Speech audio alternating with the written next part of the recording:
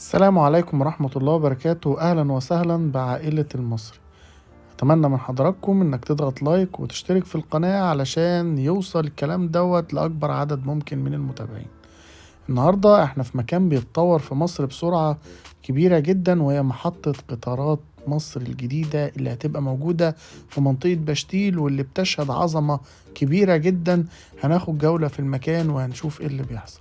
في البداية دي تعتبر الجزء من الواجهات اللي انتهت في محطة قطارات مصر الجديدة، المحطة اللي موجودة في بشتيل في منطقة المطار. المنطقة كمان اللي بتتغير بشكل كبير جدا، اللي فيها المطلع الأساسي شارع لكوبري أحمد عرابي، والشارع أحمد عرابي ده المطلع القديم اللي تم إنهائه وتم تكسيره، وجاري عمل مطلع جديد على محور 26 يوليو الجديد اللي احنا شايفينه قدام حضراتكم. ده الامتداد الجديد لمحور 26 يوليو، للقادم من محور السبتية وللقادم من محور 26 يوليو مرورا بشارع أحمد عرابي.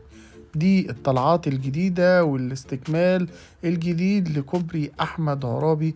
الجزء اللي احنا شايفينه ده امتداد محور السبتية اللي هيجي من السبتية وهيمتد إلى محور 26 يوليو في اتجاه البراجيل اللي بنسميه محور 26 يوليو الجديد.